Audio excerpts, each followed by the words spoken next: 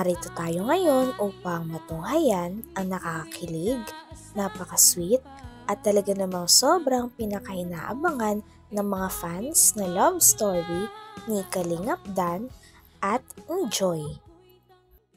Dito nga ay nagkaroon na naman muli ng time si Kalingap Dan at si Joy na magkita kahit busy na nga si Joy sa pag-aaral. Sabi pa ni Joy ay hindi mawawala ng space si Kalingap Dan sa utak niya. Dito na lang, okay lang? Galing ka sa school? Pasok ka pa, no?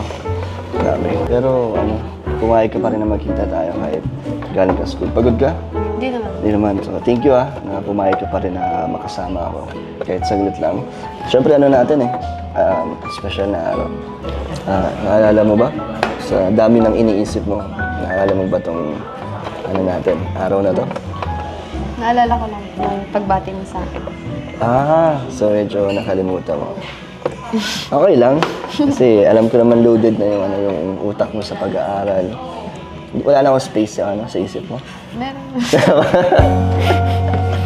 Kahit anti lang. Hindi, naalala mo nung binati kita. Ano na naramdaman mo? Ay, sorry. Anong naramdaman mo na mansari na agad, nagulat ka? Kasi hindi mo namamalayan yung panahon, no? Ang bilis. Malay mo, di ba, na agad. Hindi natin alam kung ano mangyayari sa mga susunod pa. Pero excited ako sa mga darating pa sa ating mga pagsasama or kung ano pa yung mga magagandang mangyayari. Ako rin. Excited. Excited ka man. Siyempre, kasama mo ko lagi dun dapat. Ito, Joy. Gusto mo ba to? Fresh pa yan. Ready ka ba dyan? Sunflower. Parang ikaw yan. Kasi laging nagkakaroon ng kulay ang mundo ko pag hindi ko alam na tama. Ano lang yun? Naisip ko lang. Pero wala yun. Hayaan mo na yun. Basta na yun. Wala, hindi ako ready kasi sa pick-up line. Pero para sa'yo, nagusto mo? Gusto ko. Sana, Joy, huwag ka magsawa sa mga binibigay ko sa mga bulaklak kahit na naiipon na doon sa apartment nyo. Okay lang po sa akin kasi pag nakikita ko, Naalala mo ako? Ano ba? Ano ba yun? Hindi. Pati ako nawawala sa mga sasabihin ko. Huwag ka magsawa sa mga lahat ng mga binibigay ko sa'yo at syempre sa mga nagbibigay din sa'yo. Pinapahalagaan mo naman. Opo. Nakatabi nga siya sa kwarto. Yung mga flowers na Di ba maganda daw dyan iniipit sa notebook? Yung petal. Para mas ma-preserve daw. Tapos, Kuya Bobby. Dito nga ay sinasabi ni Kalingap Dan na kahit pag-vlog lang o pag-video lang ang ginagawa nila ni Joy, ay napakaraming tao na nga ang napapasaya nito. Kitang-kita naman sa mga blessings na dumadating para kay Joy. Talagang patok na patok nga sila sa kanilang mga fans dahil puno ng kilig ang kanilang love story. Kaya naman dahil dito ay parang nahuhulog na nga talaga sa totoong buhay si Joy at si Kalingap Dan sa isa't isa. yung mga flowers na Di ba maganda daw dyan iniipit sa notebook? Yung petal. Para mas ma-preserve daw. Tapos, Kuya Bobby. Salamat, founder, sa effort mo magpagtulong sa prepare dito sa surprise natin kay Joy.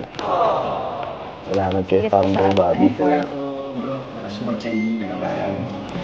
Thank you po. Siyempre, meron din na nanggaling din sa ibang grupo.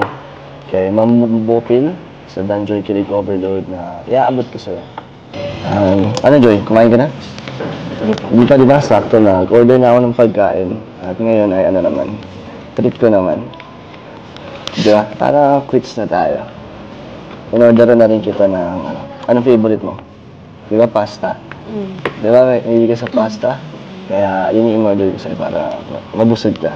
Thank you. Relax ka. Mukhang hindi ka nag-relax sa pag-upo mo. Kamusta? Ang school mo? Kamusta ang mga exam? Okay lang. Grabe nung last time nung sinundo kita sa dental. Grabe daming kilig sa kahit saglit lang natin yung pagbo-vlog, madaling natuwa. Kasi, nagbigay ka din doon ng effort. Kasi kahit may pasok ka, naisingin ko pa yung pagpapaklining natin. Okay lang naman sa akin. Sana.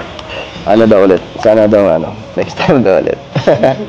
Pero thank you din, kasi pinayagan mo rin ako. At si Kalinga Prab, salamat na hinayaan niyang may vlog ko sa channel ko, ikaw. At ikaw ay game ka din. Thank you rin, sir. Thank you rin po, sir, kasi nagsundo ko na. Oo naman. Negative. Gusto ko nga kung kahit madalas mangyari, okay lang. Tsaka kahit walang vlog, okay lang. Kahit na pag kailangan mo ng service, pag medyo gabi, o lalo na ngayon maulan, message mo lang ako. Pwede naman. Kahit di natin yung i-vlog, lang. Hindi naman laging kailangan natin i-vlog eh. Para, diba? Para mas maging close at mas maging komportable ka. Okay lang? Okay lang. Message mo lang ako. Nag-aantay lang naman ako sa'yo. Thank you. Thank you. Gusto mo ba kasama ko si Ryan o ako lang? Ikaw mo bahala kung... Ako na lang? Ikaw bahala. Nagustuhan mo ba yung surprise namin sa'yo? Yung hinanda para sa'yo? Dito nga ay sobrang nagpapasalamat si Joy kay Dan dahil alam niya na busy silang dalawa. Busy daw si Joy sa kanyang pag-aaral at si Dan naman ay video sa kanyang pag-vlog. Ngunit sobrang nagpapasalamat si Joy kay Dan dahil lagi siyang gumagawa ng paraan para makapagkita pa rin sila at mabigyan niya ng time si Joy. Grabe at pursigido talaga. Okay lang? Okay lang. Message mo lang ako. Nag-aantay lang naman ako sa'yo. Thank you. Thank you. Gusto mo ba kasama ko si Ryan o ako lang? Ikaw mo bahala kung... Ako na lang? Ikaw bahala. Nagustuhan mo ba yung surprise namin sa'yo? Yung hinanda para sa'yo? Sobrang kasi yung sa effort, tapos kahit na busy ka, pareha naman tayong busy. Busy ako sa school, busy ka sa vlog, tapos marami kayong ginagawa.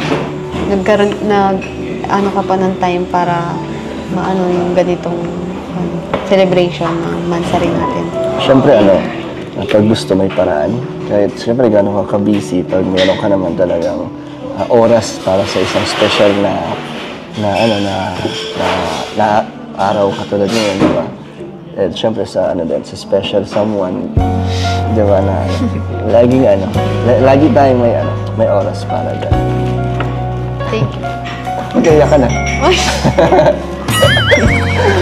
Actually, Joy, ako din dapat magpasalamat sa iyo kasi kahit na alam naman namin na busy ka sa school, kahit na hanggang madaling araw nag-aaral ka, pero may oras ka pa rin sa kalingap, sa mga nag-aabang sa Danjoy. Tsaka lalo na ngayon, every Saturday, doon sa serye nila Kuya Val at Tita Edna, nakakapunta ka pa rin kahit may klase ka. Nandun ka pa din, kaya sobrang nakakabilib ka at nagpapasalamat din ako sa commitment mo sa kalingap. Talagang... Masaya rin mo po kasi sa part ako ng kalingap. Masaya ka na. Hindi ka naman napapagod? Siyempre po, napapagod. Lahat naman po tayo napapagod. Pero pag gusto mo naman yung ginagawa mo at binibigay mo naman yung best mo, masaya ka. Okay po. So, masaya din sa Masaya ako kasi may napapasaya. Sino napapasaya mo? Yung mga viewers. Ikaw napapasaya ka rin nila? Kaya ako, napapasaya ba kita? Oo. Ha? Sa akin ka rin ba kumukuha ng lakas pagpagod ka na? Kasi iba doon, nag-lowbat na pag wala yung Danjoy sa buong week. Tapos nakita na nila tayo, full church na sila. Ako ganun din ako kasi nakapagod din yung buong week ko. Pero sa isang ngiti mo lang, mawawala kang ganun yung pagod ko.